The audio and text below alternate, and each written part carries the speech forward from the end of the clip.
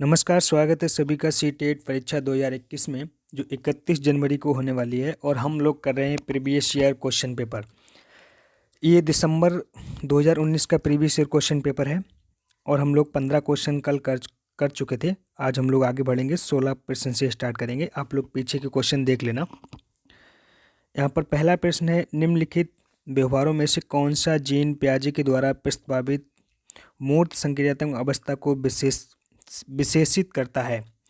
तो यहाँ पर पहला ऑप्शन है प्रतीकात्मक खेल विचारों की अनुक्रमणिकता द्वारा।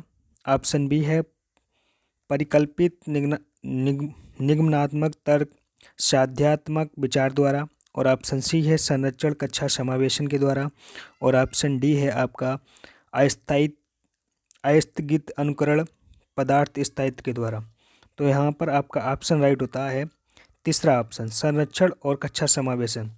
और ये स्टेज होती है बच्चे के अंदर 7 से 12 वर्ष में। ये तीसरी स्टेज पर बच्चा होता है तब। ठीक है, अगला क्वेश्चन, आकलन का प्राथमिक उद्देश्य क्या होना चाहिए? तो आकलन का प्राथमिक उद्देश्य क्या होता है? पहला ऑप्शन है रिपोर्ट कार्ड में उत्तीर्ण या अनुत्तीर्ण अंकित करना। और ऑप्शन बी है विद्यार्थियों के लिए श्रेणी निश्चित करना।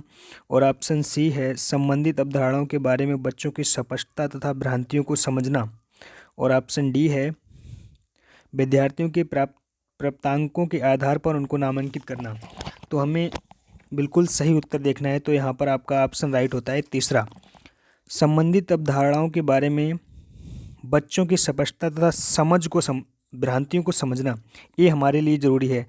ऑप्शन आगे के भी ऑप्शन देख लेते हैं। कार्ड में उत्तीर्ण या अनुत्तीर्ण अंकित करना, ये हमारे लिए उचित नहीं होगा, गलत हो जाएगा। विद्यार्थियों के लिए श्रेणी क्रम निश्चित नहीं करेंगे हम लोग, ठीक है। और उनके प्रताओं के आधार पर नामांकित करना, ये भी गलत होगा। तो यहाँ पर थर्ड ऑप्शन आपका राइट होता है। अगला प्रश्न है, निम्नलिखित कथनों में से कौन सा बुद्धि के बारे में सही है? तो बुद्धि के बारे में कौन सा कथन सही है, ये पूछा गया है। ऑप्शन ए पहला है बुद्धि बहुआयामी तथा जटिल योग्यताओं का एक समूह है। और ऑप्शन बी है बुद्धि एक निश्चित योग्यता है जो जन्म के समय ही निर्धारित होती है। और ऑप्शन सी है बुद्धि को नामांकीकृत परीक्षणों के प्रयोग से सटीक रूप से मापा एवं निर्धारित किया जा सकता है। और ऑप्शन 4 है बुद्धि एक एकात्मक कारक तथा एक एकांकी विशेषक है। तो यहाँ पर आपका राइट ऑप्शन होता है, पहला ही ऑप्शन राइट होता है, बुद्धि बहुआयामी है तथा जटिल समस्याओं का क्या है, एक समूह होता है। तो यहाँ पर बाकी के ऑप्शन देखते हैं। बुद्धि एक निश्चित योग्यता है, निश्चित वर्ड आ गया, जहाँ पर लिमिटेशन पैदा हो जाए, जिस केवल मात्र ही वर्ड ये आपको मिल जाए ना, तो वो ऑप्शन हटा ही देना। बुद्धि को मानकीकृत परीक्षणों के प्रयोग से सटीक रूप से मापा एवं निर्धारित किया जाता है, यहाँ पर भी लिमिटेशन पैदा कर रहा है, मापना कोई लिमिटेशन होगी बुद्धि को, ठीक है। अगला प्रश्न है बुद्धि एक एकात्मक कारक तथा एक एकांकी विशेषक है, यहाँ पर भी लिमिटेशन पैदा हो रही है, ठीक है। अगला प्रश्न है, रूही हमेशा समस्या के एकाधिक समाधानों के बारे में सोचती है, इनमें से काफ़ी समाधान मौलिक होते हैं।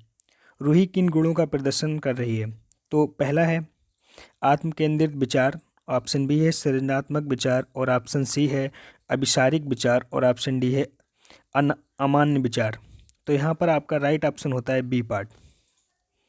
तो बच्चे के अंदर सृजनात्मक विचार आ रहे हैं, तो वो समस्या समाधान के करने के कारण, ठीक है। अगला प्रश्न है, शिक्षा का अधिकार अधिनियम 2009 में उल्लेखित की गई समावेशी कक्षा की अवधारणा निम्नलिखित में से किस पर आधारित है? तो समावेशी कक्षा है जो किस पर आधारित होगी? पहला ऑप्शन है मुख्यतः व्यावसायिक शिक्षा उपलब्ध करा करके अशक्त बच्चों को मुख्य धारा में शामिल करना। और ऑप्शन बी है व्यवहारवादी सिद्धांत। और ऑप्शन डी है अशक्त बच्चों के प्रति एक सहानुभूति अभिवृत्ति। और ऑप्शन 4 है अधिकार आधारित मानवतावादी परिप्रेक्ष्य। तो यहाँ पर आपका राइट ऑप्शन होता है चौथा ऑप्शन राइट है, अधिकार आधारित मानवतावादी परिप्रेक्ष्य, ठीक है। ये ऑप्शन आपका राइट होगा। अगला प्रश्न, शिक्षण अधिगम प्रक्रिया में वंचित समूह से संबंधित विद्यार्थियों के द्वारा सहभागिता कम होने की स्थिति में एक शिक्षक को क्या करना चाहिए? पहला ऑप्शन है अपनी शिक्षण पद्धति पर विचार करना चाहिए तथा बच्चों की सहभागिता में सुधार करने के लिए नए तरीके ढूंढना चाहिए।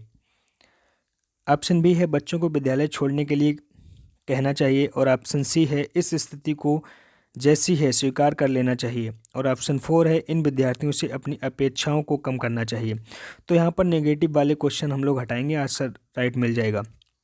बच्चों को विद्यालय छोड़ने के लिए कहेंगे, हम लोग नहीं कहेंगे। स्थिति जैसी हो स्वीकार करेंगे, ये भी नहीं करेंगे।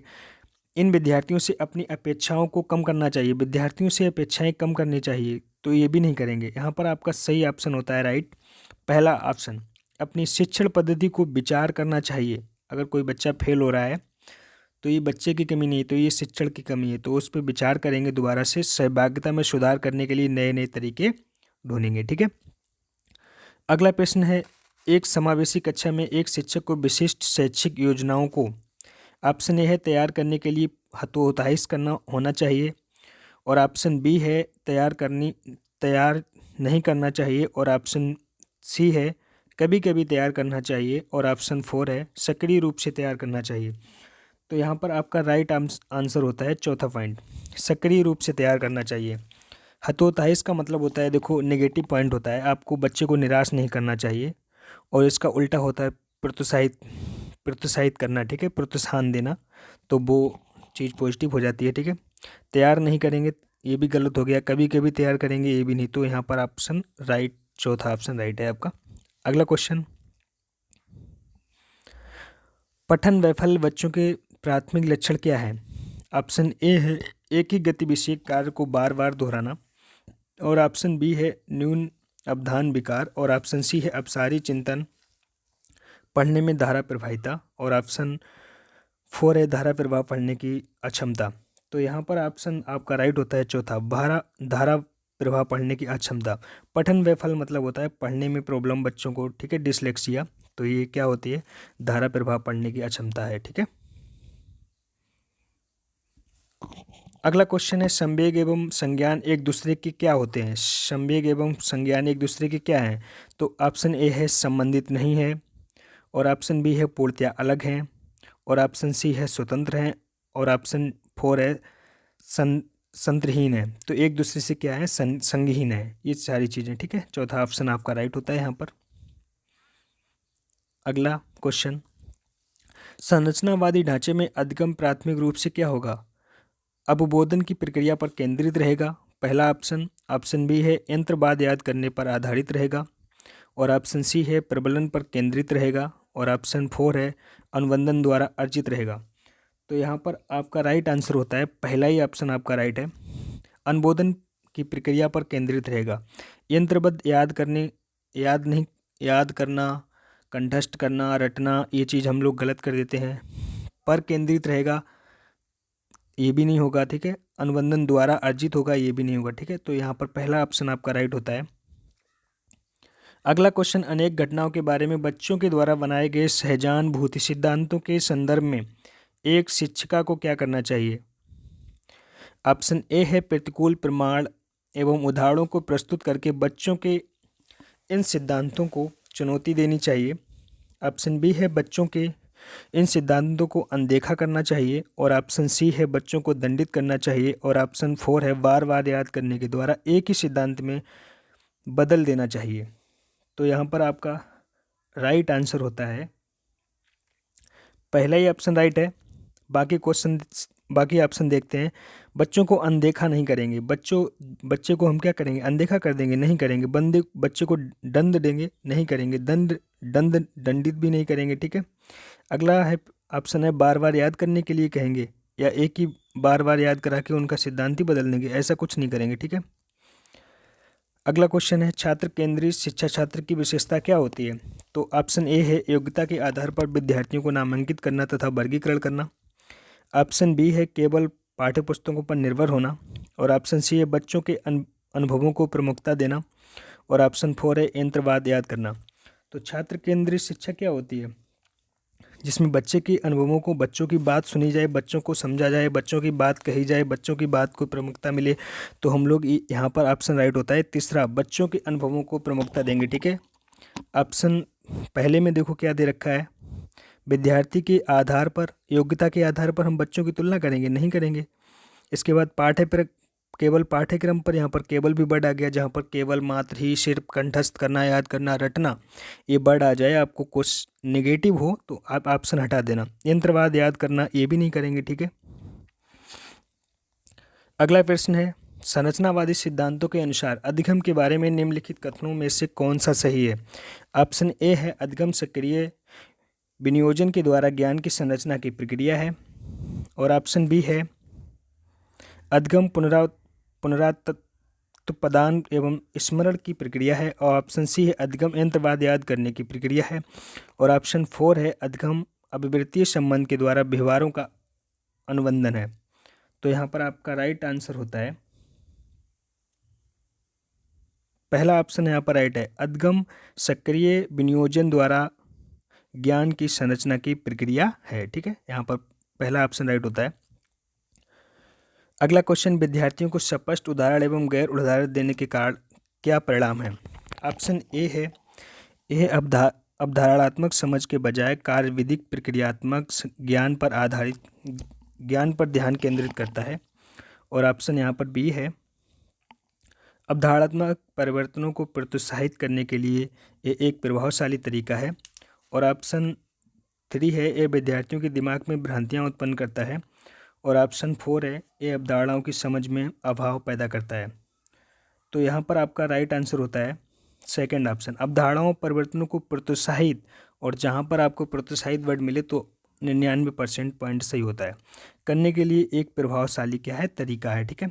देखो अगले ऑप्शन भी देखते हैं, भ्रांतियाँ उत्पन्न विद्यार्थी के जीवन में हम करेंगे, दिमाग में करेंगे, नहीं करेंगे ना। यह अवधारणाओं की समझ में अभाव पैदा करता है, अभाव भी नहीं करेंगे। के बजाय, के सिवाय, केवल, यहाँ पर लिमिटेशन पैदा हो गई, ठीक है, ये भी नहीं करेंगे, ठीक है। तो यहाँ पर आपका बी पॉजिटिव आंसर है, राइट होता है सेकंड पार्ट। अगला क्वेश्चन, बच्चों को अधिगम गतिविधियों में भागीदारी करने के लिए लगातार पुरस्कार देना व दंड का प्रयोग करने से क्या प्रभाव पड़ता है। ऑप्शन ए है, अधिगम में बच्चों की स्वाभाविक अभिरुचि तथा जिज्ञासा कम होती है, ऑप्शन बी है, बाहरी अभिप्रेरणा कम होती है, और ऑप्शन सी है, आंतरिक अभिप्रेरणा बढ़ती है, और ऑप्शन 4 है, ये बच्चों को प्रदर्शन आधारित लक्ष्यों के बजाय निपुणता पर ध्यान देने के लिए प्रोत्साहित करता है। तो यहाँ पर आपका 30 का देखो पहला ऑप्शन राइट होता है।